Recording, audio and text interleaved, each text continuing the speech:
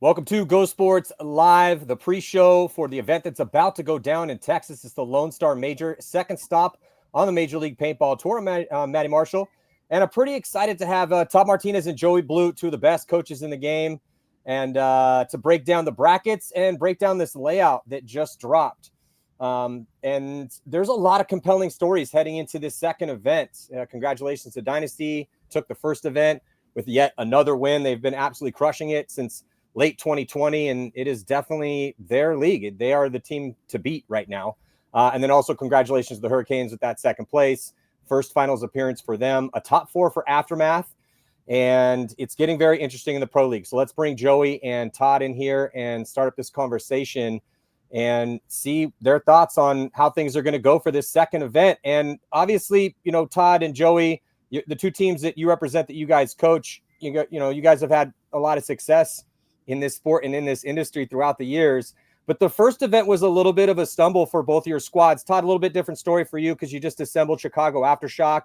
And then Joey, you guys have been incredibly successful. We're going to talk about that when we get into the brackets a little bit. But I just want to get your thoughts on this event that's about to go down. We're going to start with the layout and then we'll jump into the brackets. But, Todd, you got to be pretty excited here. I mean, you barely put the team together before you had to jump into Vegas, and got a big practice coming up this weekend. I'll be heading up there. Looking forward to seeing what's going to go down between San Diego Aftermath, or ASG Aftermath, San Diego Dynasty, and Chicago Aftershock. So yeah, Todd, your thoughts here heading into this second event?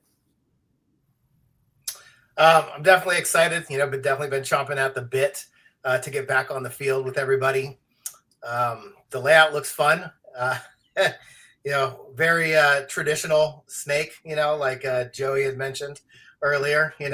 First time we're going to have 10 snake beams in a row, traditional. But, we're just anxious to get back out there and play. I like the layout. It's straight up, right? You're going to have to do a lot of fighting against your mirrors, right? Heads up gun battles in the snakes, heads up gun battles, over there on that Dorito side.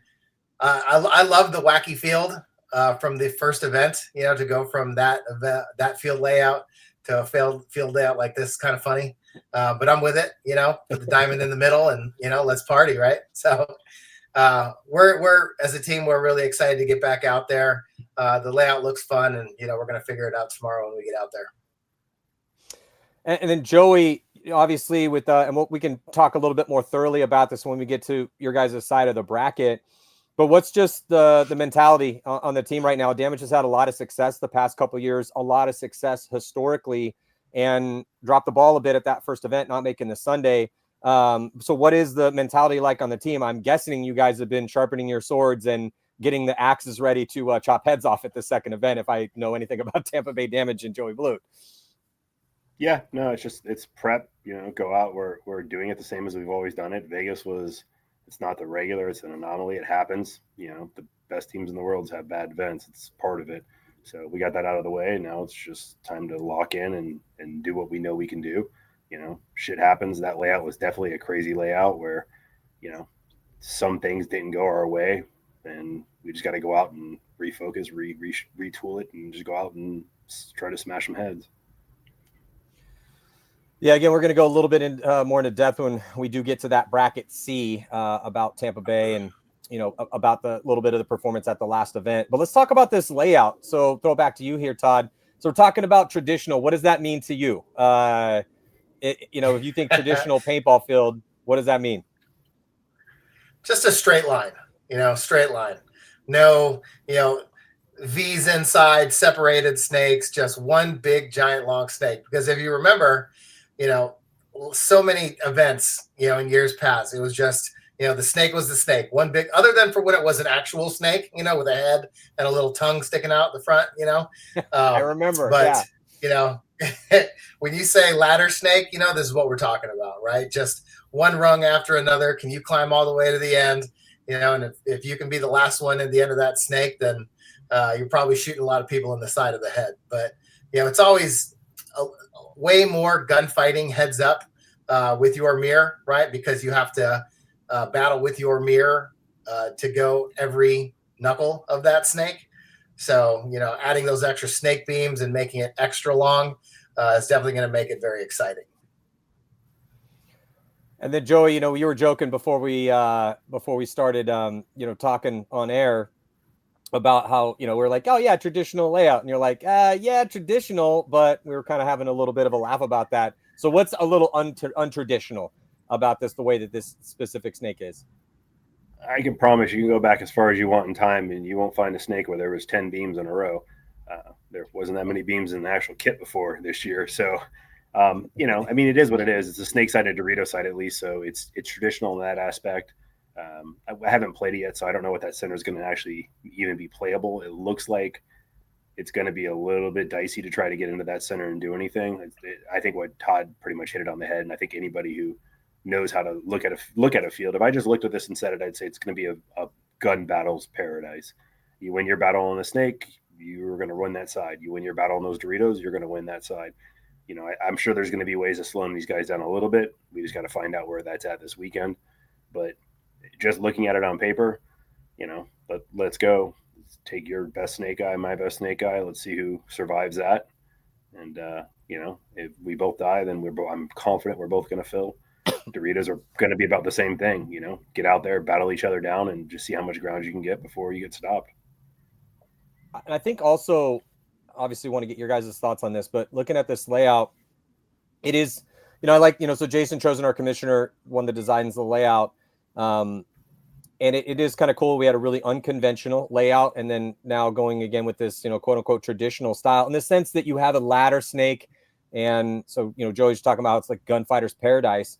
I think we're going to see a lot of the story develop is, it's not necessarily going to be your snake player. It's going to be your snake package in one of those situations again, because, it's a really long snake. Obviously, a lot of emphasis is going to be put towards it, but it's going to be a war of attrition in there. So it's not just going to be the first guy that goes through. It's going to be how deep is your snake, roster? How many guys you got can play that? If it starts playing fast and we start having a lot of points played, how is your cardio? How durable are your guys going to be? What sort of package? What group of players are you putting towards that snake side? And who's going to be the third body to follow up if the first two have to trade out? Now, that being said, when I see a field that has what could potentially, and again, we don't know, this hasn't been played. I'm sure there's probably, some people that got to play it a little bit yesterday afternoon when it came out, and then it got set up in a couple fields, around the United States. So some people have got to grind on this a little bit already, potentially. But when I see a potentially strong snake, again, we don't really know how strong it's going to be till it gets played by the best. And then we, see what the intel is. And then you have a Dorito side where another gunfight paradise, man. It pretty much, there's the Dorito ones are in set, but everything else is pretty much in a row. So if you win a gunfight and the chaos is going down on the snake side and you shoot the body in front of you and that guy's on an island because you already were, shot one on the break. So, you only have one body in front of you, that guy can steal points. So I think we're going to see war in the snake and lots of points stole on that D side. And then that middle, that could be a playable middle too. It just depends on, like you said, how can you get there on the break? How easily is it to secondary once the gun shift?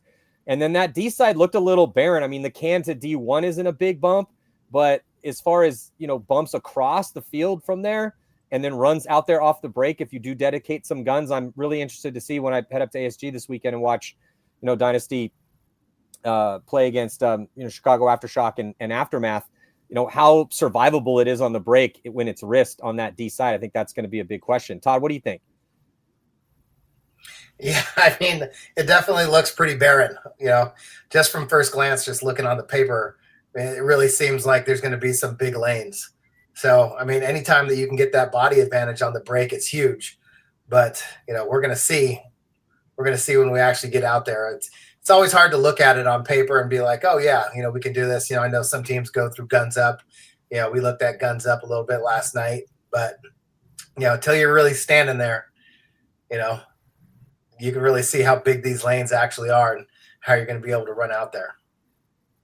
That's why it is kind of cool. Guys and good shooters. Yeah, it is kind of good shooters and fast guys. It does appear, and Joey, what do you think? I mean, when you have all of the bunkers on the D side essentially lined up in a row, all on the sideline, yeah, it could be hard to get out there. But if you get a guy out there and he wins a gunfight or two, that guy could single-handedly win that point because it might be hard to fill out after you've already lost that fight. What do you think?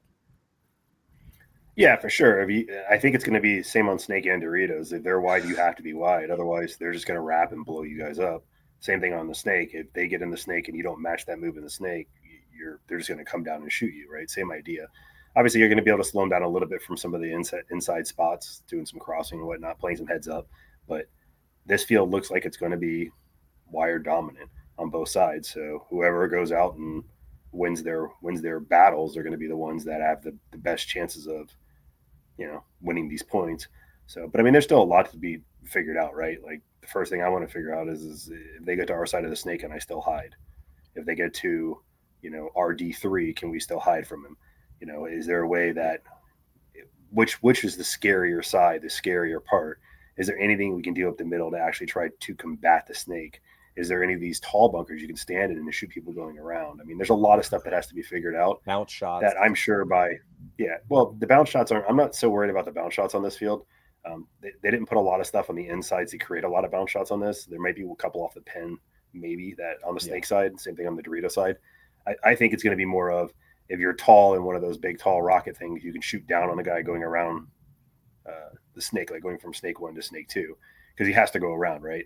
And then go around 3 to 4, 5 to 6, so on and so forth. So I think it's going to be a matter of everyone just figuring that out, and then figuring out if you can you stop the snake on the break? Because if you can stop the snake on the break, then that changes everything, right? And if they're going to risk the body, but we know we can shoot him 60 or 70% of the time, I'll let you risk the body just so I can get that first kill. And then I still got Keith, who can move from one bunker to another bunker real fast.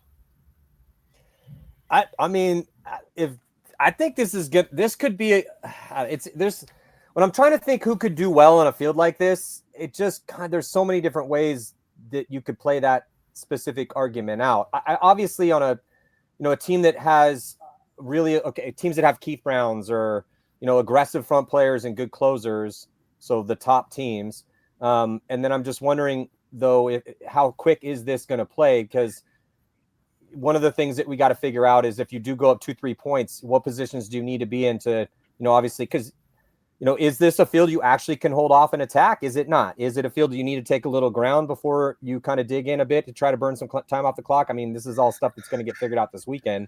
And then I'm also wondering about, one of my favorite things to watch as I'm sitting up there and watching all these games and all these different stories of the teams and the players, but the field layout itself is how it does evolve. I mean, it's a little bit different if we, the layout gets released, people get to go train, play 100 points on it and see how it's going to go down.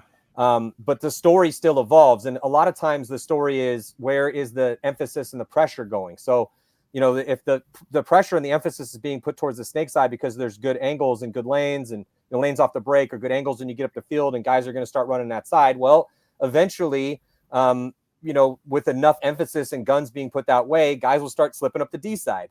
And then the guns have to shift that way. And then the center, all of a sudden somebody pulls some crazy run through up the center or, does it a couple times in a game and everyone's scouting it. And they're like, oh, how did Kirill do that? How did A-Rod do that?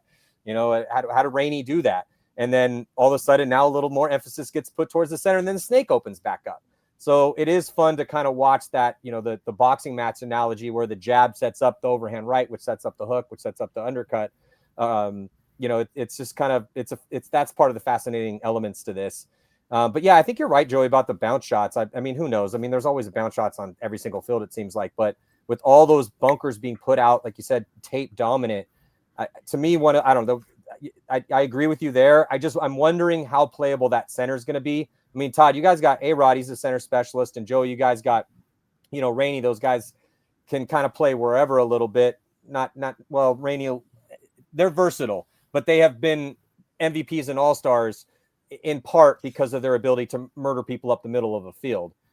Todd, how playable do you think this center is? And I mean, if I was A-Rod, I might be looking at this. Obviously, he's got to go, got to go practice to see if it's going to work out. But with a bunch of big bunkers and a lot of emphasis being put towards the tape line, really smart, intelligent players with good timing that can read the field sometimes feast on layouts like this when they got stuff to work with up there. Yeah, I mean, it's really going to be hard to tell until we get out there and play it. But, we've seen layouts before that had a center that was this big. I think it was like Chicago a couple years ago that had all four of the big ones in the middle. Yeah, that kind of cut the field in half and you couldn't even play the Dorito side hardly. There was one in Orlando that looked similar to this that had the towers on the outsides that one year. So there have definitely been, some layouts that have had a big, giant center like this. But I think that most of those times, I don't think people utilized it very much until they found that one way to really make it happen. I mean, if you're shooting bodies on the break and you can get up to that center and lock off a side, I'm sure people are going to do it, right? But the thing that always scares me is like, you shoot a guy off the Dorito side, you go up to that middle and you're locking off the Dorito side, then you lose your snake guy, nobody says anything, and their snake guy crawls all the way to your end and just shoots him in the back, right? So, anytime I see a field layout like this, with that center, yes, it's big. The Doritos, like Joey said, everything's in a straight line. So it's just going to be, win your heads up gunfights. If there's nobody in front of you, you are going to be able to play on the outside of those Doritos, live and just wrap and not deal with people, But, when I see that snake that long, I'm like, my back center guy needs to be a guy that can play the snake. For real, dude. Yeah, I mean, it's because it's one of those situations. I'm sure we'll see how it plays out, but because we can give educated guesses, but as we keep saying, until we actually see points on it, we're going to know a lot more after this weekend and have our heads wrapped around it a bit. But when you do see a bunker set that runs pretty much about 90% of the field, kind of beneficial to put some emphasis on that, because if you do clear that side out and you get all the way down into their snake one, you're probably going to be winning that point, unless that guy has a gigantic, huge mistake. What do you think, Joey? I will say that, I don't disagree that you probably will win it if you can win your side, whatever. But I do think the way this field is set up, if like I'm playing Aftershock and they got, LJ running down that snake on me and I'm anywhere in those Doritos, they're just going to make the call and just try to bust that side open and just turn this field. Yeah. And vice versa the other way, right? Like if we find out that, Corey's down there, mollywopping people down the Dorito side, then we're just going to make the call and just try to win down the snake side real fast. So I think you're going to see a lot. I think this is going to be, as traditional as this is, I think this is going to be one of the more untraditional playing fields, because if you lose a fight, you're going to have to retaliate the other way. Because it's not like if he gets to my snake, I can't just send a guy in the snake after him. I have to either shoot him out, and if he's smart, I'm not going to be able to shoot him out. He's just going to try to lock shit down. So then I have to run the other side super hard, super fast before he turns around and shoots all my guys in the back. Vice versa the other way, right? Like if I'm pushing down the snake and Corey's like, oh shit, Keith's on our snake, he can try to fight from the Doritos and hopefully get a good shot, or he can just YOLO it, try to win the gunfight in front of him and blow the other side open. So I think you're going to see a lot of that. Maybe the occasional trap in the center, but I don't think it's going to be. I think it's going to be traditionally played in a traditional field, but I don't think the points are going to look like a traditional snake Dorito side field. I think it's going to be way more chicken with your head cut off. A little more wild. Yeah, completely. I think so. You're going to see a lot of games get flipped and turned. Yeah, no, it'll be for sure. I mean, until we get to Saturday, late Saturday, and then you're going to see it slow way, way, way down. Yeah, of course. It always does. Sometimes more than others, and it really just depends on how much defense can you play from the angles. That's just merely a product of what do the angles look like if you put 4 in the back. Can you actually hold them off? Right. Is that possible? Right. It is interesting though, because when you have a situation where the back bunker on the snake side is inset, meaning that it is in the interior of the field site that you can see there on your screen. And then when you get into the snake, those are all mirrored up. So your gun, other than the little cakes, around the 45 or the 40. So you're gunfighting down the sideline. Your back guy can't really protect you all that well, and his visibility is limited because it's not a stand-up. So he's going to be on his knee in an inset bunker from that spot. So it really is going to be up to the snake players to, protect themselves and win gunfights on that side. And I couldn't agree with you more though, because if you see, especially if you've lost your center guy and your communication might not be great cross field, and you're on the Dorito side and you see chaos go down on the snake side, there's a decent chance that dude in front of you is trying to shoot a crossfield shot. Your enemy, your opponent, your mirror is shooting a crossfield shot, maybe, trying to help his snake guys who are, launching one after the other. And then you run that guy down and steal the point. So yeah, I think it could be a really entertaining field, but I definitely agree with you that we're going to see the kind of ring, the both sides get blown open at kind of the same time or a little moments afterwards. I'm just kind of puzzled as to how that center is going to play. You know, I don't know how much the center is going to, because there are a ton of huge bunkers up there. I don't know. That's what I'm really looking forward to seeing this weekend. I'm going to set the over under on 5 points that are won with bodies on the other team still being alive. That's a good call. I would not. I say it's going to be over 5 or over is my call on that, which is a lot for one of our events. That happens maybe 2 or 3 times an event, but on this field and this layout, I have a funny feeling they're going to be dominating down the snake side, and some guy's going to slip through, and Fedorov's going to go shoot 4 people and 3 people in the back of the head and push the button of the buzzer while you're in their snake. You know, he's in your side of the field and he's just pushing the buzzer because he doesn't really care. Yeah, and again, just with the way the middle is, because if you dedicate guys and make it through the zones and you have offense going on, you know, on the sidelines on the Dorito side or snake side, and you lose that middle guy, you're now screaming cross field, you know, on your knees, trying to keep the communication and the kill count. Yeah, it's definitely going to get chaotic at some point. Random penalty gets thrown, you know, because we're going to see a decent amount of situations where, you know, when we have these ladder snakes and guys have the ability to get up and get close to each other, guy goes, stabs the other guy, runs the highway, you get a penalty thrown. That we're going to probably see that a decent amount, and we see it at every event. But yeah, I don't know. This is it could get pretty interesting. So Todd, any just last thoughts on this layout before we start talking about these brackets and some of these storylines heading into the second event? Not really. Just can't wait to get out there and get a look at it tomorrow. Joey, anything else of note before we head into talking a little bit more about these brackets, this battle going down here in 26th to the 28th of April this month, about a week and a half? With Todd. I just want to go out there and see some paintball shot at it and try to figure it out. It's like trying to solve a puzzle. Maybe last question. All you can see is the outside of the box right now. I need to see the pieces. Maybe last question, actually, before, just because, you know, obviously people that watch this show, we got a decent amount of divisional paintball players. If you, what advice, Todd, would you give to a divisional team? They're heading into a practice where they're going to be, you know, this event, next event, whatever. Layout comes out, you head into your practice. What advice would you give to those divisional teams to make it the most productive practice possible, to learn this field as quick as you can?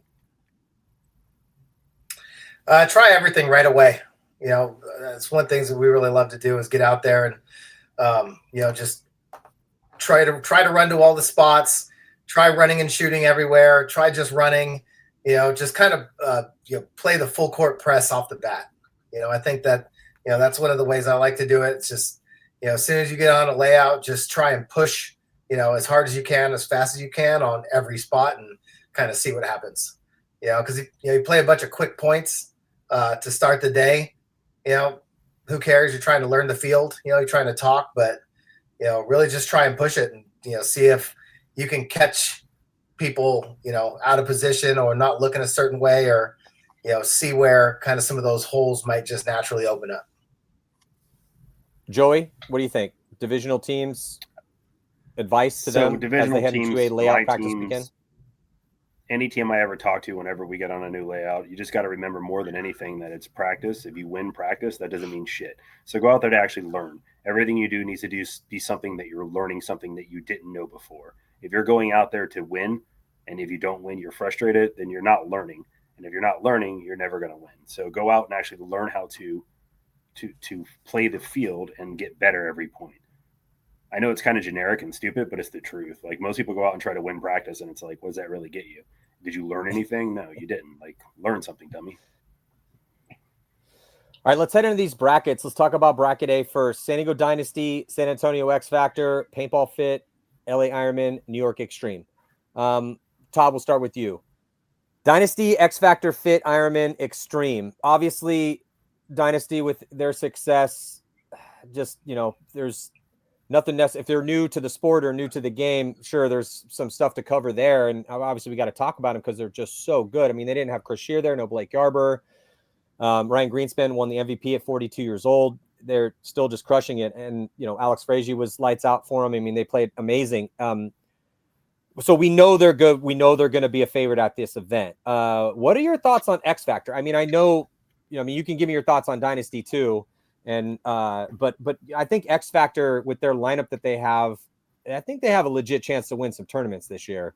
What's your thought on bracket A in general, and then we'll start with X Factor in specific. Well, I think definitely for X Factor, having a snake like this, having both Axel and Billy Bernaccia, they were going in opposite directions on the last layout, but I think this will definitely be one of those fields where those two guys are going, right next to each other, back to back, right? You have to deal with getting Billy off the field, and you're gonna have to deal with getting Axel off the field. But those other guys are really good at playing together, right? Matt, TJ, and Meter, right? You still have Colt.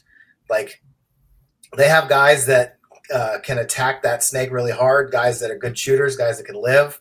I definitely think that X Factor is a dangerous team. Paintball Fit, really good at shooting on the break. We got really big lanes.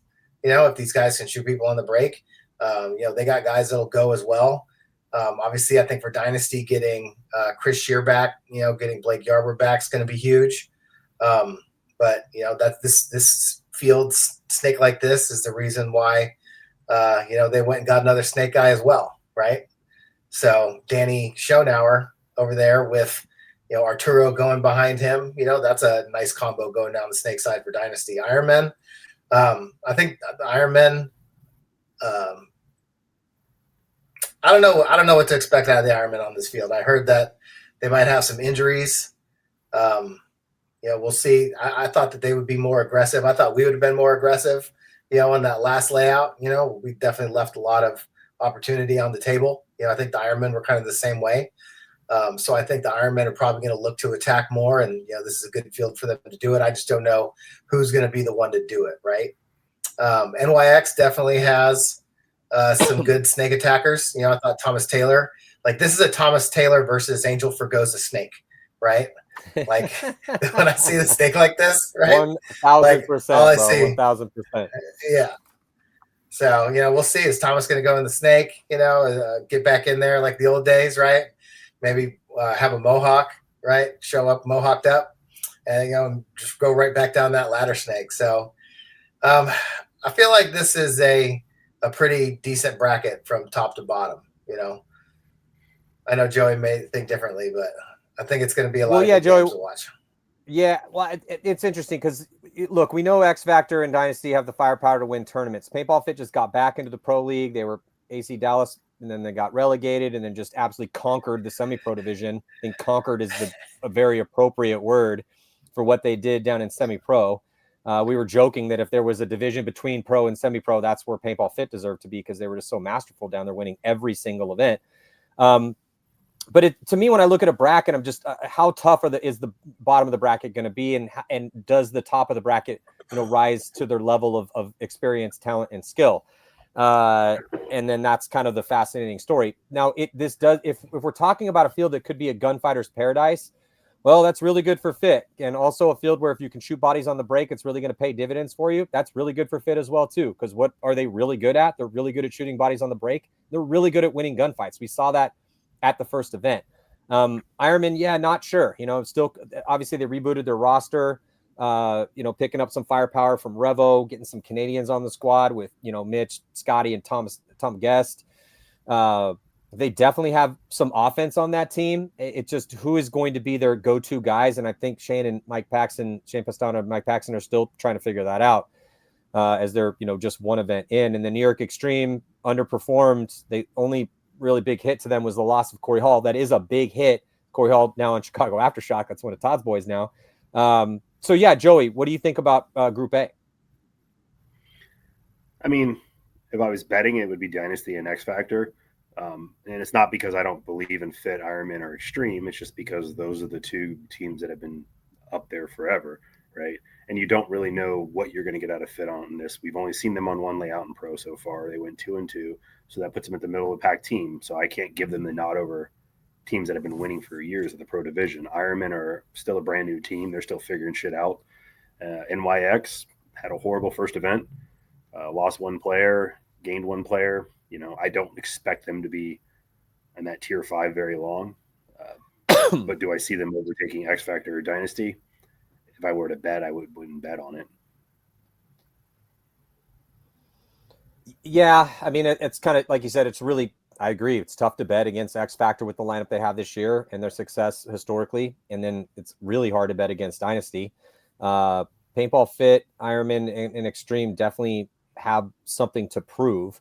There is offensive firepower on those squads.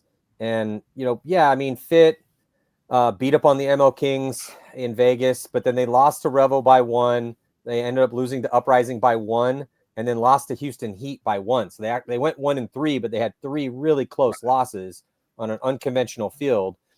And then with Extreme, is Jerry Carl going to be healthy? So we got a hell of a snake out there, a lot of offensive possibilities. If Jerry Carl is healthy, we just never know. I mean, if Jerry's there healthy and locked in, then Extreme could do well on this field. It's not just Jerry. Obviously, they have, they picked up Patty Gleason. Their starting 5's good. Is Josh Taylor's hand?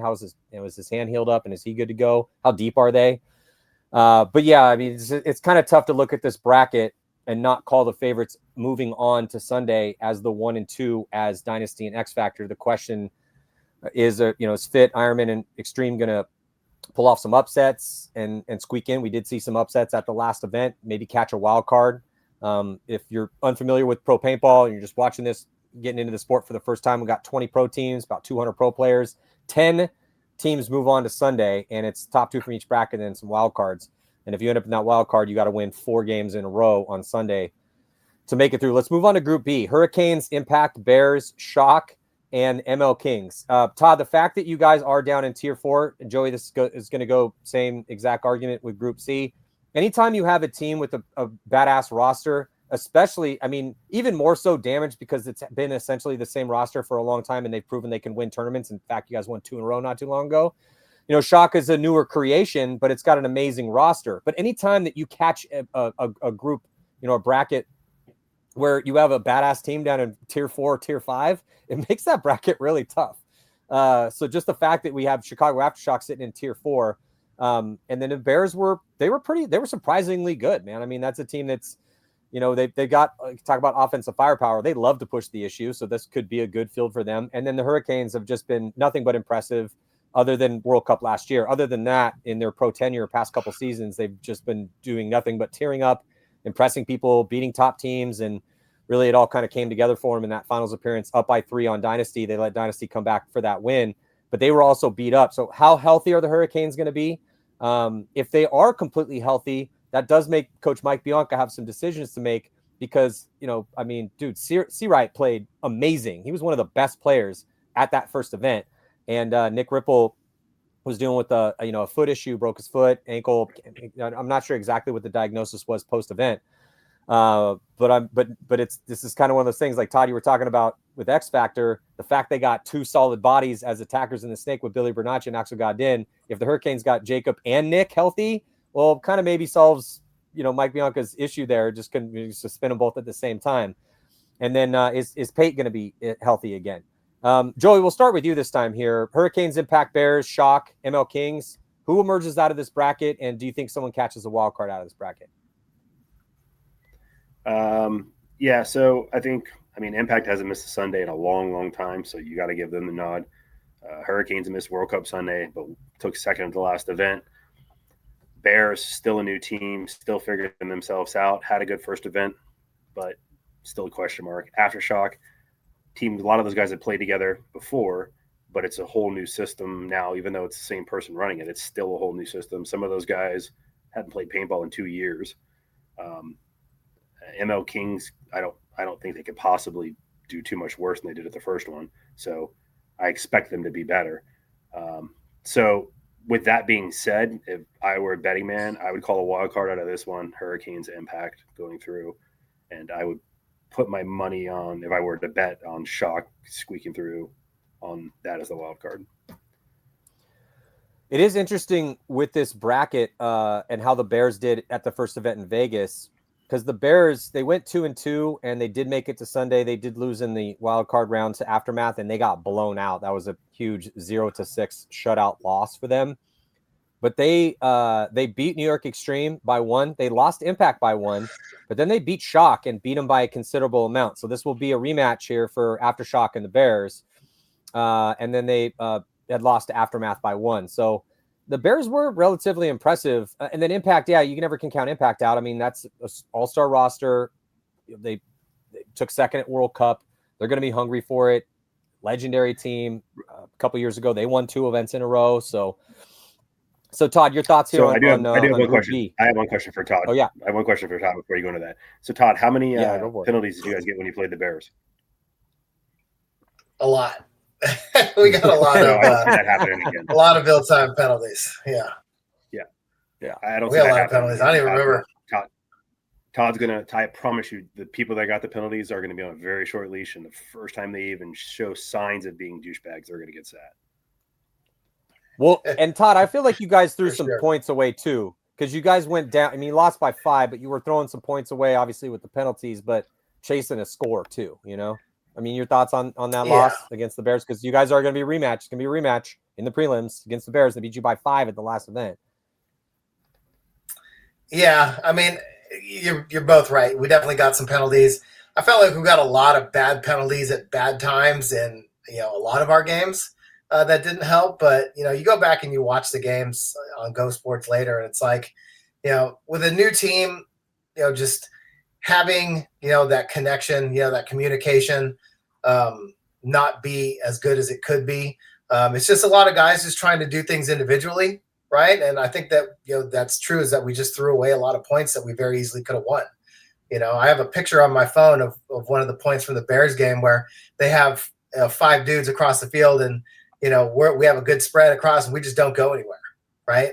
We just sat there and, didn't attack when we had the opportunity. So, our main focus is going to be on getting that communication better, for this next event, so that we can help each other out. And obviously, penalties is just one quick way to waste all your money at an event really fast, right? You show up, you're not disciplined, you get penalties, you be selfish, and that's going to kill you, and you're going to be done real quick, and that's what happened. So, you got to stay in character, stay focused, and play your game and trust your teammates and communicate. I like our bracket. Where we're at means we get to play Hurricanes and Impact on day 1, I believe. If you're going to go to one of these events, then you have to believe that you can beat anybody. And, it's fun when you get to play the top teams. So, we welcome the challenge, anyone, anywhere. We're ready to go. We're going to be prepared. And, I want to beat the Hurricanes and Impact just as much as I want to beat the Bears and the ML Kings. Right. So, we're going to get a nice little 3-day in here this weekend. Go to Texas, practice against the Russians like we did last event, have a couple, midweek scrimmages, which will be a lot of fun. And, I see us being really prepared to come in and, do better at this event than we did the first event. Well, and Todd, I think one of the interesting things before we move on to Group C about Aftershock, because to me, it's one of the most compelling stories in the game. And if you guys do well on this layout and things do end up going, we'll see how much it actually goes through the snake and how important that D side is. But your D side, at least traditionally where people have played, I don't know where you're going to put people, and you may not know either. It may be up to how it goes down in practice, because it is such a new squad and guys are really versatile, but it is a really dominant snake side. And, typically your D side dudes, these are proven guys. LJ Parrish is a proven guy. Everyone knows that he can play really, really well. Coming from most recently X Factor. But we've seen him play high-level elite paintball before. We know he has it in the bag. When he's on, he's one of the best out there. Corey Hall, proven, that's a proven guy. Silos Cortez, I'm not sure where we're going to put him, but, Silos has proven himself to be a pretty damn good paintball player on his good days. But in the snake, you got Trent Nita, and then you also have Clay Hughes, which if people have been watching paintball for a long period of time, oh, what's up? We got some twins action. The Cyclones just came up. The Cyclones have come in. Okay, I'll be done in a second. Talking to Uncle Matty. No, leave that. No, just don't touch any of my stuff. Go. Go. Stop, crazy people. Go. Get out of here. Thank you. It's hard enough to get my lighting in here. I got no light in this room. There's like, oh, move this around? No problem. I knew it was coming. I could hear him downstairs. The little Cyclones coming in. Cute as a button, though. Seriously. So just the last question before we move on is, if Shock does go deep and do really well at this event, well, you guys are going to have to rely on some guys that, people that have been watching pro paintball past couple of years.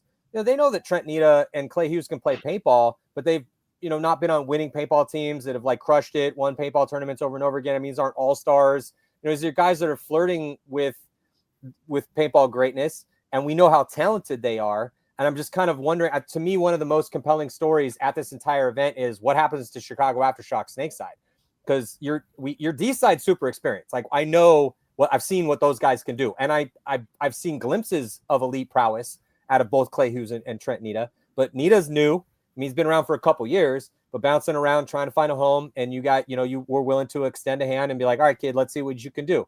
Let's learn some stripes. You want to earn some stripes? You want to be a sergeant, lieutenant, captain? You want to be a badass? Like, all right, let's give you some spins.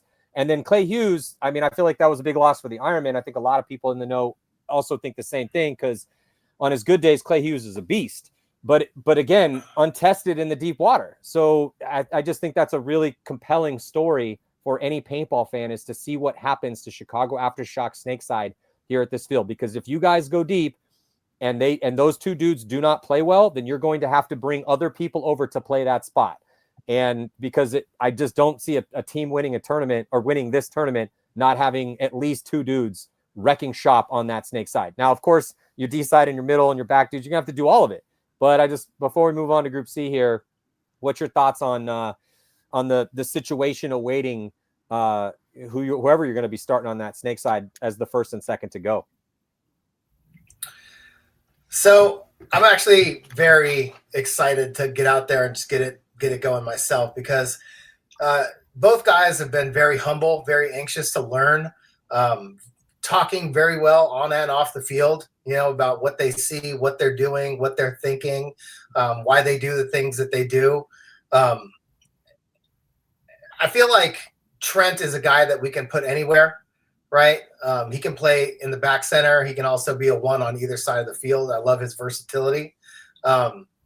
Clay, we picked him up to be our snake guy, right?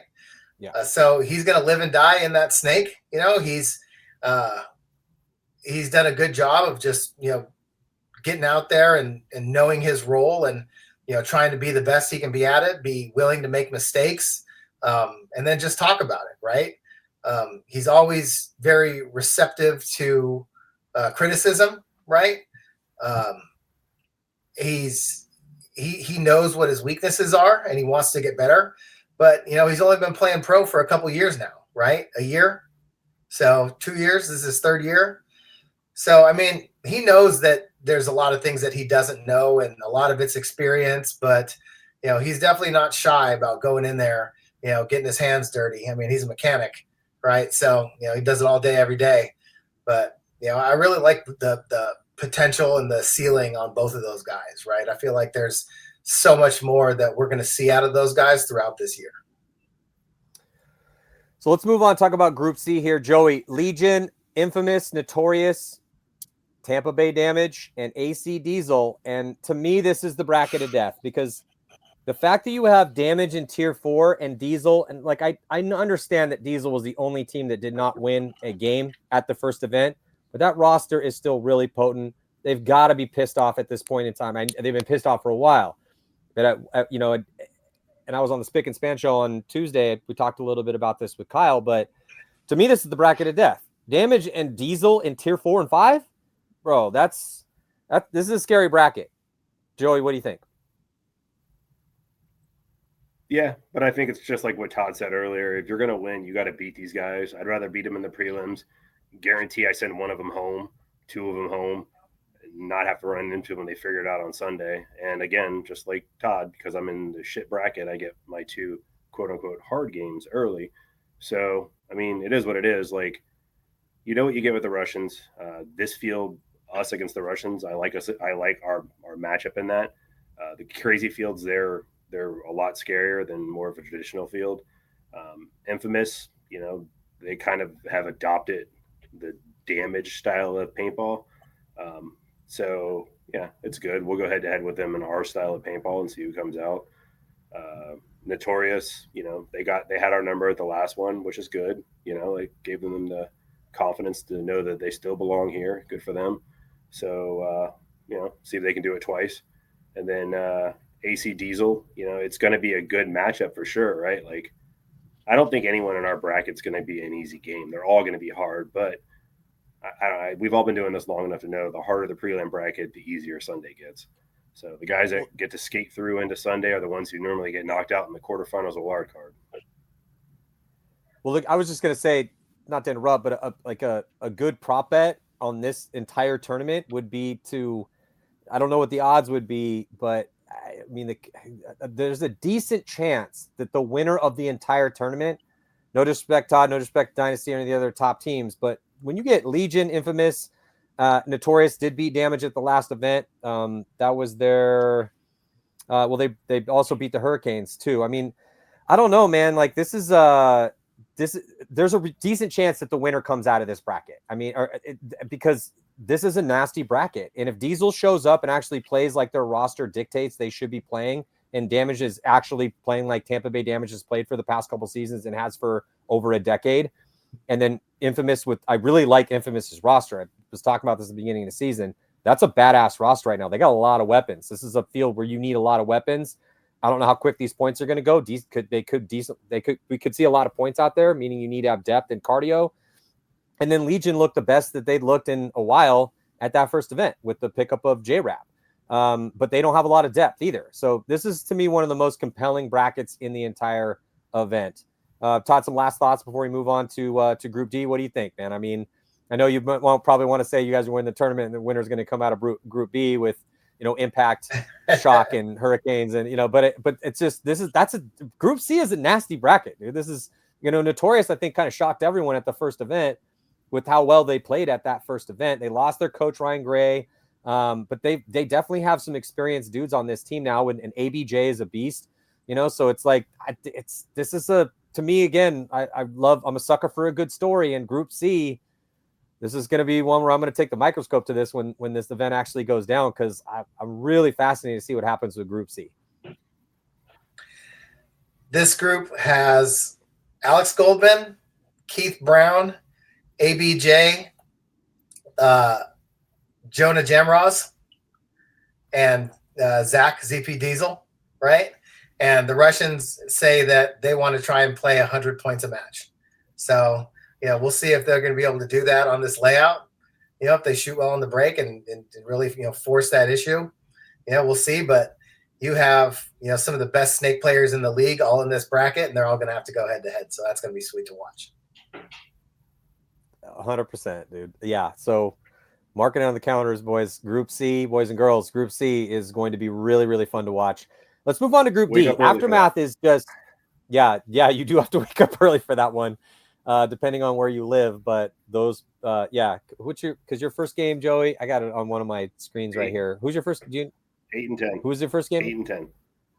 8 and our 10. first game, yeah, so, I think it's Infamous. And then Diesel, and then Notorious, and then AC, if I'm not mistaken, or Infamous. Yeah, I think. Russians are my second game. I know that for sure.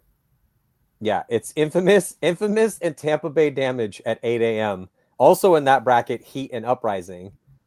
Oh man, it's gonna be really good right away at the Lone Star Major. I can't wait. So Group D, last bracket before we sign off here. Aftermath, Heat, Revo, Uprising, and Blast Camp. Just Aftermath has been such a great story. If you are a divisional paintball player out there and you're not a fan, obviously, of the Hurricanes for the past couple seasons, but Aftermath, what are you doing? Because they have really been. Because they were not good midway through last season. They had some bad showings. They show up to Cup, take 7th, show up to the first event after doing a ton of work, running lots of situational drills and just grinding out at ASG. We're going to be seeing them this weekend, or I'll be seeing them this weekend as they, again, play against a Shock and Dynasty.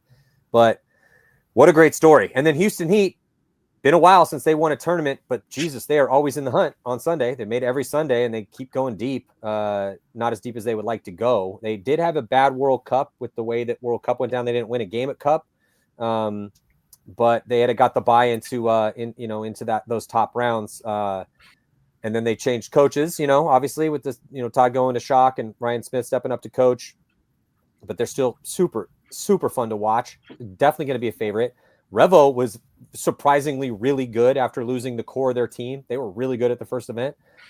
And then Uprising, they came down to I was up at ASG last weekend, and they came down to practice Dynasty and Aftermath last weekend. So they are traveling to play really good teams, and they were, they got Tyler Michaud coaching them, legendary player from Dynasty and Excessive from back in the day. He was one of the top all-stars, back in the mid 2000s. So they really are trying to up their game. And then Blast Camp, new kids on the block, but they won a game at the last event.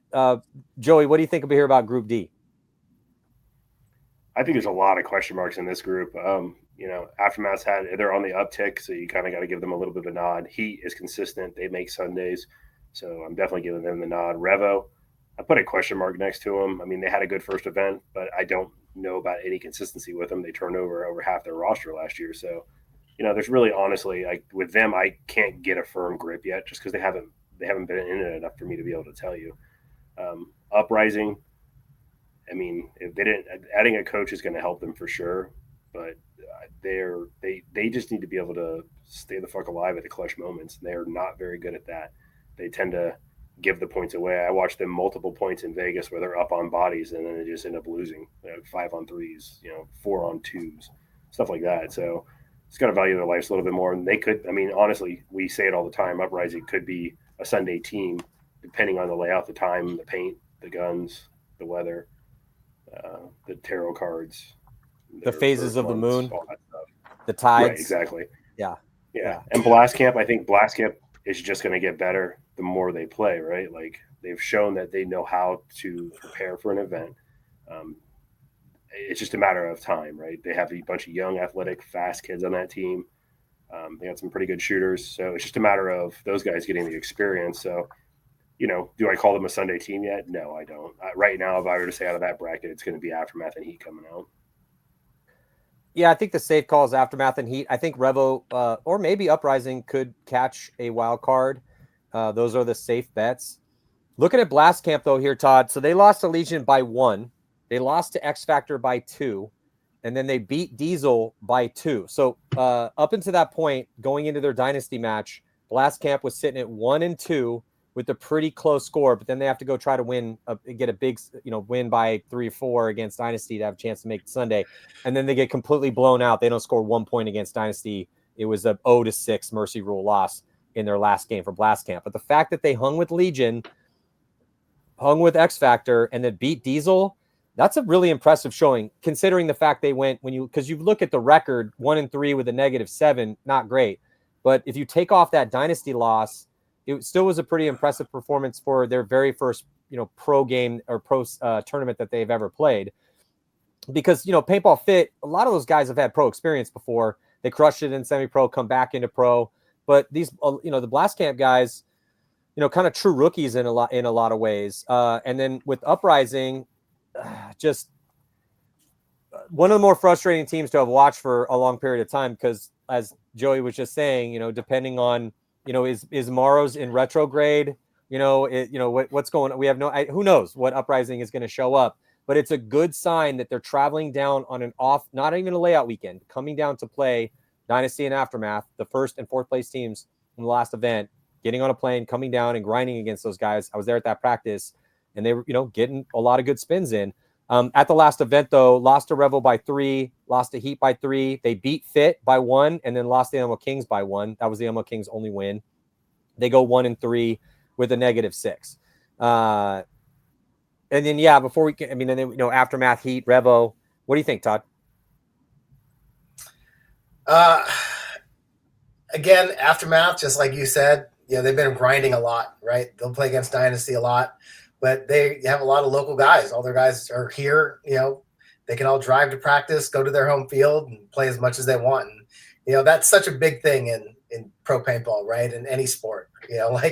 Imagine if the 49ers lived all over the U.S.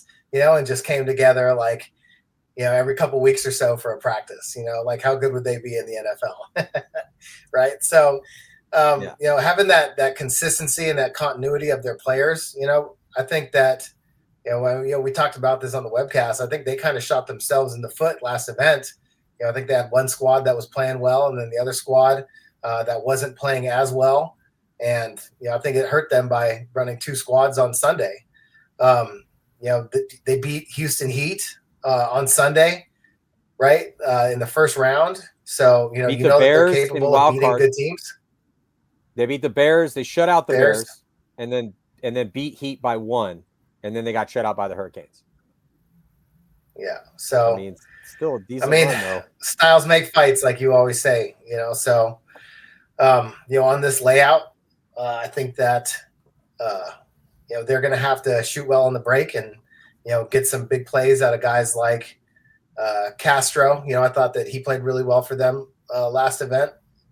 But, Houston Heat, we know that with the combination of Connor Kelly and Chad George, they have people that are fairly competent in the snake, have been there a couple times, know how to get it done over there on these ladder snakes. So, anytime you got Tyler Harmon, Chad Boucher, maybe just throw Ronnie in the snake too. Just go Ronnie, Chad George, and Connor Kelly and Tyler all in the snake, and then just put Chad Boucher on the other side and just let him spin. You know what I'm saying? But I'm sure that Heat will do well on this field. Revo, I know, kind of feel the same way about Joey. We'll like Joey feels like I don't know what to expect out of them. Just all these new guys, first event. They do have Devin Stewart, right? H-Town represent. Uprising, coin flip, right? Is the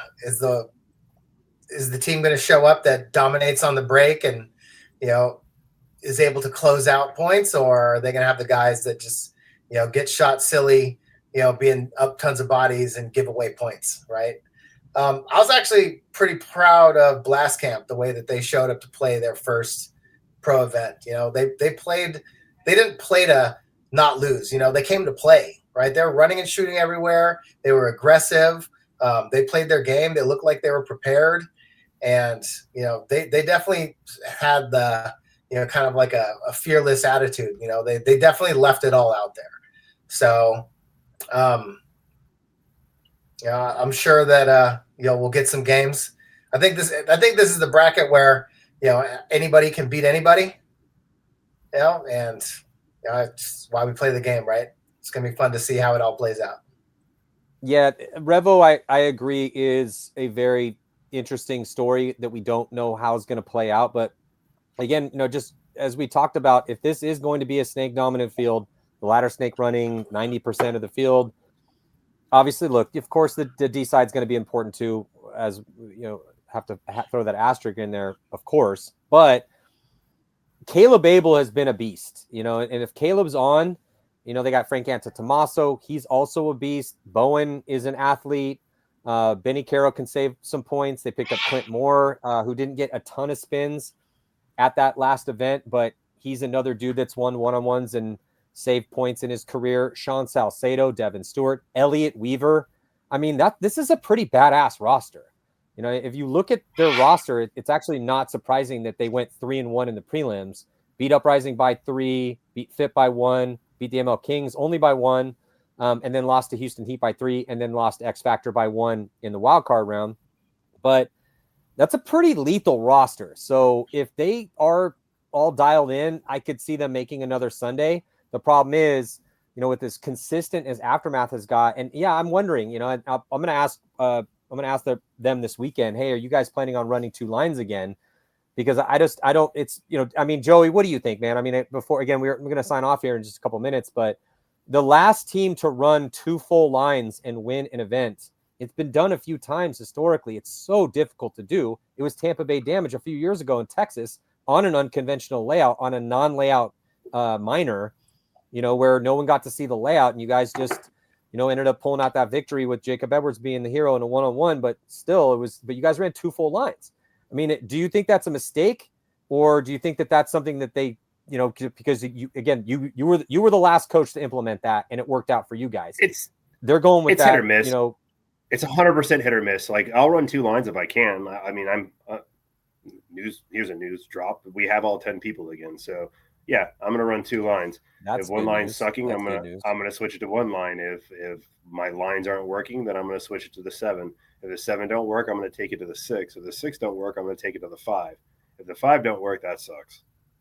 And that's just the game, right? Like, I guarantee you, if Todd could run 2 lines all day, he would. If he won all of his points with 2 lines, he wouldn't stop running 2 lines.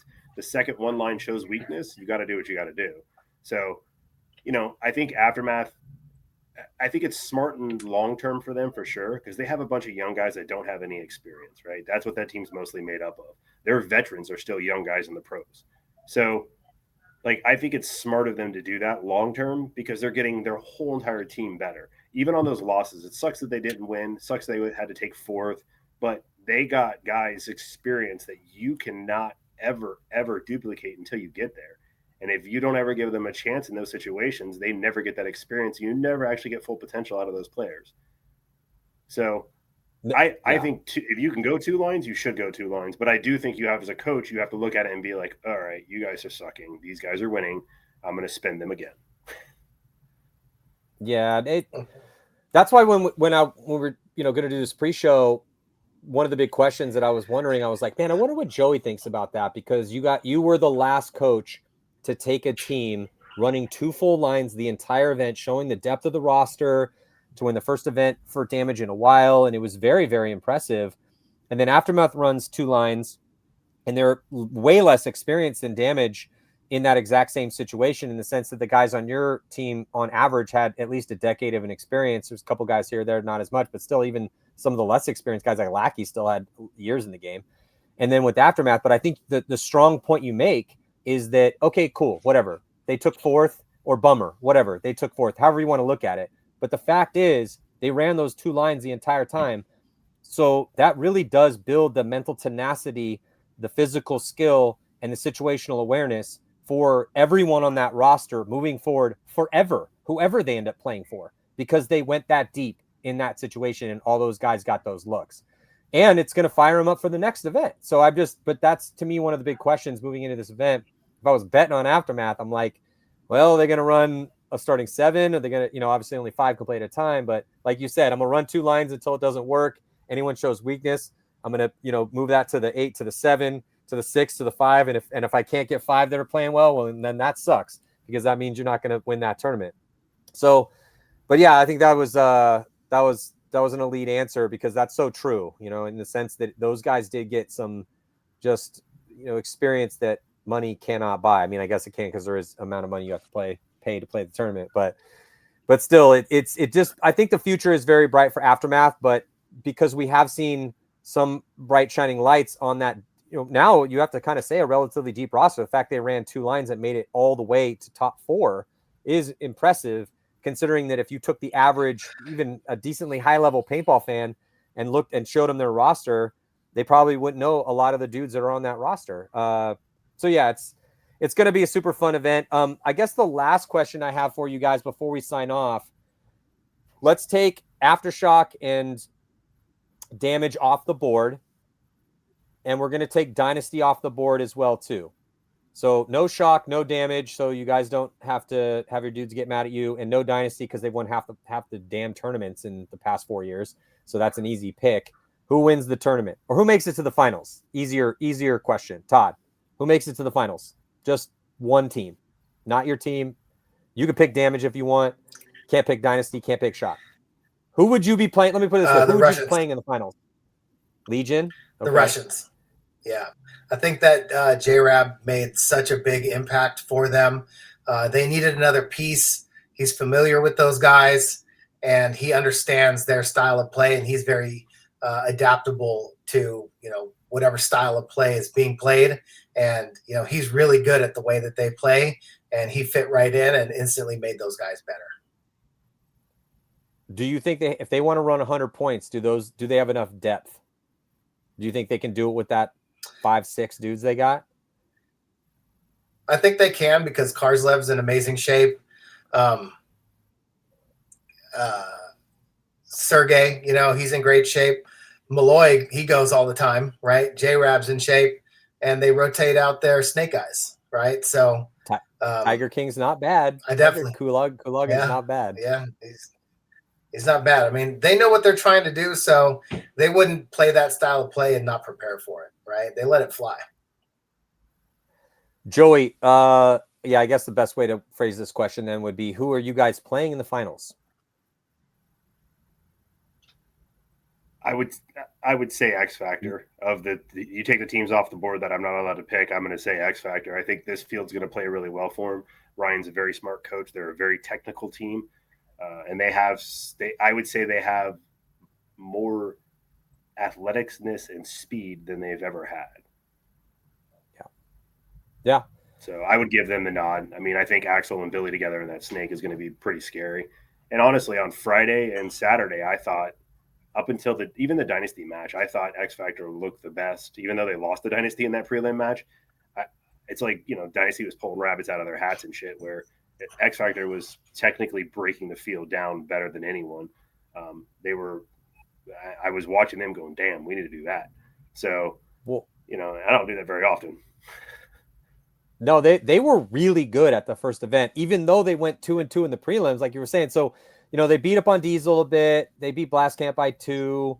But then they lost to Legion and Dynasty both by 1. Dynasty had to have a come from behind victory. They get stuck down in the wild card round. They beat Revo, and then they barely lose to Dynasty in a rematch by 1. Yes. But I think Legion's a good pick. I think X Factor's a good pick too, just because I agree with both of your guys' dissections of that situation. I think that Legion needed another piece. I think J. Rob is a huge fit for them. The big question with Legion is, do they have the depth? X Factor has the depth, and they definitely have the firepower to contend on this field. The fact, as Todd, you were saying earlier, and Joey, obviously everybody knows this, that is a fan of the game, but the fact that you have Billy Bernacci and Axel Godin as your 1-2 combo in the snake. I mean, when I was trying to get Ryan on the show today, or tonight actually, hey, can you get on the show? He's like, oh, dude, I'm super screwed on time for the next couple days. I would love to, though. Next time I was like, okay, cool. How do you like that? We're texting back and forth.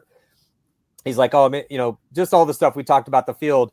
But the question of this, I was like, yeah, I'm interested to see how powerful this snake is actually going to be. He's like, don't worry, we got it covered. He's like, I got lots of snake weapons. And I was like, yes, you do. So yeah, I mean, they have some nasty players to play that snake. So it's going to be a super fun event.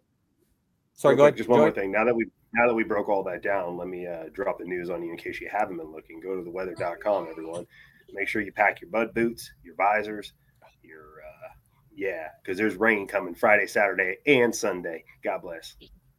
Oh, gonna be one of those events. It was funny because my wife was asking me. She's like, "Well, have you looked at the weather yet?" I was like, "I don't even want to look until it gets a little bit closer because it's Texas. It could either be blazing hot, it could be 32 degrees, it could be a monsoon. It's Dallas. That's kind of North Texas. So great. That's just awesome. Thanks for ruining my day, Joey. I really appreciate that. But I do appreciate you. I just want everyone at home. I want everyone at home watching this to realize everything we said is completely out the window because it's gonna rain. Yeah, because it's going to rain. And then who knows what's going to happen? Who knows? It could be ML Kings win the event, or, who knows? You have no idea. Well, Todd, Joey, thank you guys so much. That's your second pick, ML Kings? Yeah, for sure. So apparently a monsoon is headed towards Dallas. Can't wait for that. But that also doesn't surprise me. It's not like it hasn't happened before. So, yeah, it's going to be a nasty one apparently in Texas. Thank you, Joey, for breaking that news. Thank you for joining us on the show. Best of luck this weekend and at the event. I'll see you then. Todd, I'll see you this weekend. Everyone else, thank you guys so much for joining us here on Gosports, trying to bring you guys the best show we possibly can. Need your help to do that. Make sure you subscribe and watch the second battle going down here, Major League Paintball, kind of a 26th through the 28th here in April for the Lone Star Major. I'm Matty Marshall, and I'll see you guys then.